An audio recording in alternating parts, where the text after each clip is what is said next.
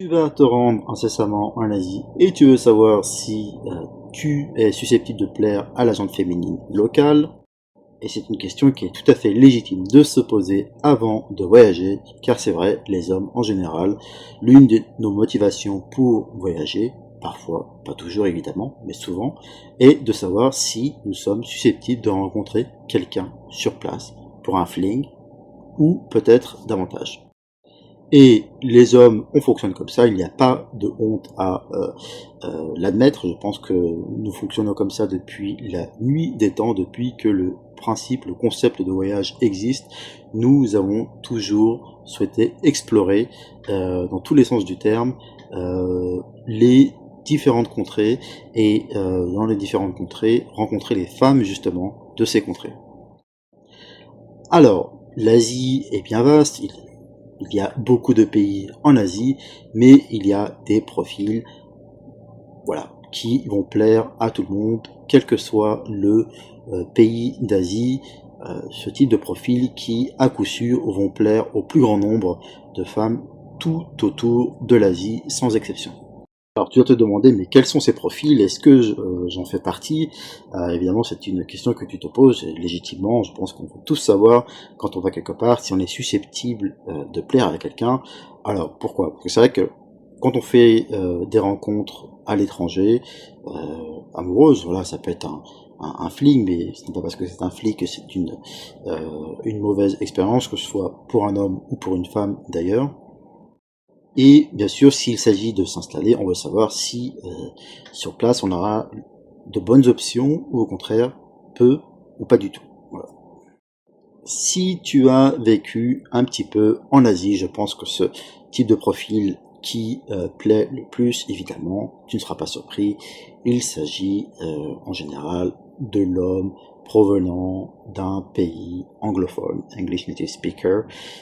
Généralement, ce sont eux qui ont le plus de succès tout autour de l'Asie, que ce soit le Japon, la Corée, la Chine, Taïwan, Hong Kong et les autres pays d'Asie, évidemment. Ce sont eux qui ont le plus de succès,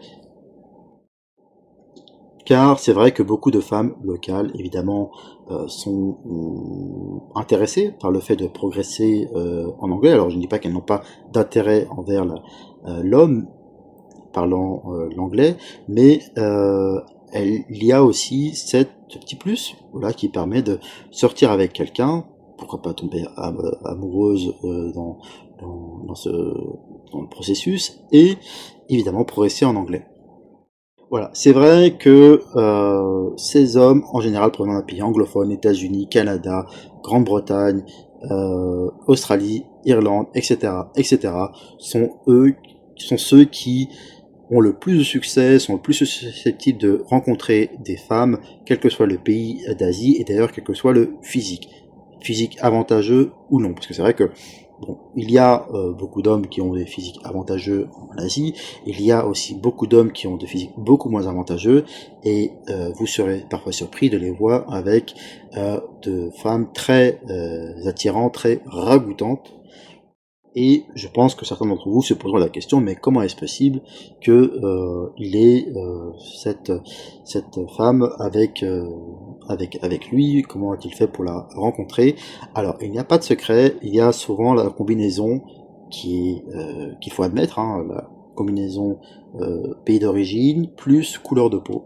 Voilà, c'est un sujet que je vais développer un petit peu plus tard dans la vidéo. Et la possibilité d'apprendre l'anglais. Alors aussi, justement, la plupart des personnes qui viennent à pays anglophone, en général, sont professeurs d'anglais. Pour 80-90%, je brasse large, mais voilà, c'est à peu près ce que j'ai pu voir depuis que je suis en Asie. Dans la très grande majorité des cas, ils sont profs d'anglais. Alors justement, prof d'anglais, en général, aussi renvoie au statut de la personne. C'est un statut un peu plus peut-être respecté que d'autres professions. Ça donne aussi la possibilité, ça donne une indication pardon, sur le revenu possible perçu par la personne. Donc justement, voilà, pour ces raisons-là, ce sont ceux qui sont en tête de liste ceux qui sont le plus à même de rencontrer, de faire des rencontres avec les femmes en Asie, qui ont peut-être le plus d'options. Voilà. Alors, qui vont peut-être pas rencontrer les meilleurs, mais tout du moins ils vont avoir le plus d'options à terme.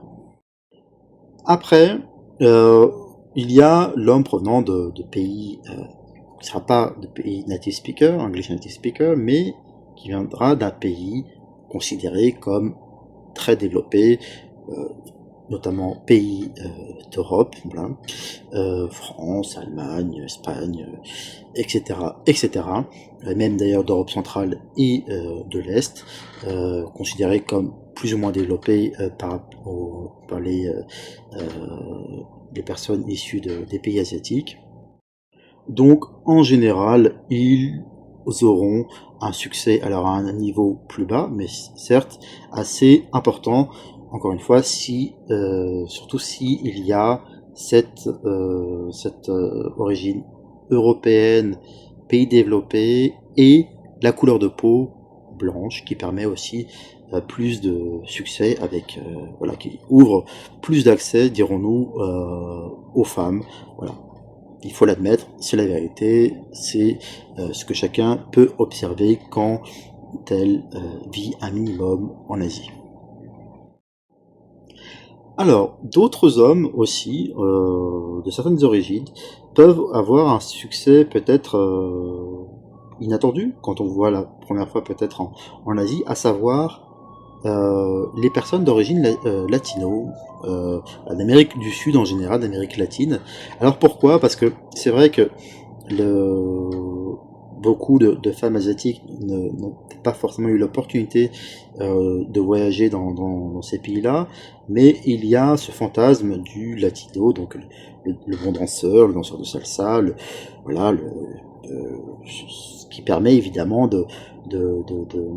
pour elle de rêver d'une relation avec un bon danseur, et peut-être aussi l'opportunité d'apprendre, de se perfectionner en espagnol, parce que après l'anglais, la deuxième langue qui est la plus apprise en Asie, de manière générale, dans les principaux pays, surtout Chine, Japon, Corée, Indonésie, etc., etc., Philippines évidemment, c'est l'espagnol. Donc, justement, les personnes originaires de ces pays, quelle que soit la couleur de peau, alors évidemment avec la personne avec une couleur de peau plus claire aura plus de succès, aura plus d'options que la personne qui aura une couleur de peau moins blanche, peut-être plus sombre, si on peut dire ça comme ça.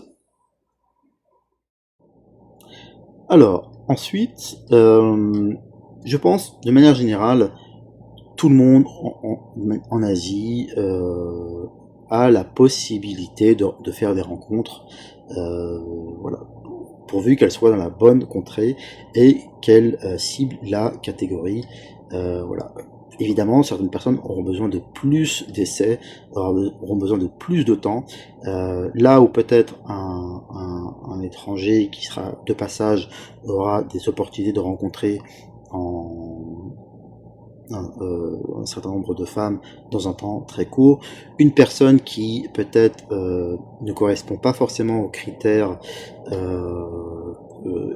mentionnés juste avant, c'est-à-dire homme de couleur blanche, provenant d'un pays anglophone ou occidental développé, aura moins de possibilités dans un temps très court, dans le cadre d'un voyage peut-être d'une semaine ou deux, mais aura sur le long terme la possibilité de rencontrer des femmes, surtout s'il se met à apprendre la langue locale du pays où il se trouve. Et c'est d'ailleurs une très bonne carte à jouer, parce que justement ça permet d'être beaucoup plus compétitif, parce que c'est vrai que là où beaucoup d'hommes provenant de pays anglophones ont accès à un certain nombre de femmes, très souvent ils n'apprennent pas la langue locale, que ce soit le chinois, le japonais, le coréen, etc., etc. Et donc se ferme un gros marché quand même assez conséquent de femmes qui ne parlent pas l'anglais, ne souhaitent pas forcément l'apprendre. Donc voilà, ou sinon ça mène dans des situations de date que je pense beaucoup de personnes qui ont vécu en Asie ont connu, c'est-à-dire des dates où la communication se passe par téléphone, par exemple en Chine via WeChat. Euh, une personne enverra le message à sa partenaire en face, la personne appuiera sur le bouton traduction et elle aura la traduction de ce que la personne a dit, voilà, avec plus ou moins voilà, avec une traduction plus ou moins fiable. Voilà, donc c'est une très bonne carte à jouer en fait, hein, d'apprendre la langue locale. Alors évidemment, ça demandera beaucoup de temps, il faudra être patient, prendre son mal en patience. Pour certaines personnes, car il est vrai, on ne va pas se mentir, c'est d'ailleurs un vrai sujet. Certaines personnes de certaines origines auront beaucoup plus de mal à faire des rencontres sur place. Là, il y a certains pays où, notamment où la couleur de peau locale est d'ailleurs assez plus sombre peut-être, plus tan, plus bronzée. On préférera vraiment une couleur de peau euh, opposée, vraiment la plus blanche possible. Voilà. Donc voilà, dû à certains complexes, dû à l'idéalisation locale d'une certaine couleur de peau, voilà, qui feront qu'elles ne privilégieront pas forcément, à première vue, une personne ayant une couleur de peau bronzée, mate ou noire. Voilà. Après, il y a des exceptions. Si la personne provient d'un pays anglophone, d'un pays occidental développé, évidemment, la personne, la couleur de peau mate ou noire aura toujours un succès assez important et il doublera ses chances, il optimisera ses chances, il maximisera ses chances s'il apprend la langue locale. Et c'est vrai que c'est une chose que... alors, il y a beaucoup de personnes qui apprennent la langue, notamment, ils apprennent la langue avec l'aide de leur partenaire, et je trouve que c'est une bonne chose. C'est vrai que je trouve que c'est souvent un peu dommage d'être avec une personne et de ne pas s'intéresser à la langue du pays où on se trouve et de ne pas se perfectionner, d'utiliser cette opportunité pour se perfectionner avec l'aide de sa partenaire. Alors c'est vrai que ce n'est pas forcément facile, ça suppose beaucoup de travail, ça suppose de prendre des cours, mais c'est vrai que après voilà, chacun a ses priorités, il ne s'agit pas de critiquer qui fait quoi. Voilà. Donc voilà. Tu te demandes donc si tu corresponds à l'un de ces profils. Et entre nous, il n'y a pas de raison, parce que je pense que avoir brossé la plupart des profils qui voyagent en Asie, à travers toute l'Asie, éventuellement habitent en Asie, se trouvent déjà en Asie, et en général, je ne connais pas, je n'ai pas à ma connaissance d'exemples de misère sexuelle pour les étrangers sur place. Alors, je ne parle pas de l'homme local, c'est très différent. C'est très différent. Beaucoup d'hommes locaux ont beaucoup moins d'accès à la femme locale de leur pays. C'est une chose que j'ai souvent observé. Et justement, parfois, passe par des chemins de traverse, on peut dire ça comme ça, où déité de la femme asiatique provenant d'autres pays. Alors, je vais prendre un cas pour exemple. Un homme taïwanais n'aura peut-être pas accès à une femme taïwanaise, donc ce qu'il fera, il prendra peut-être une femme vietnamienne. D'ailleurs, il y a souvent des mariages entre hommes taïwanais et femmes taïwanaises, vietnamiennes, pardon, ou éventuellement des femmes philippines ou indonésiennes. Voilà, ce sont des configurations, des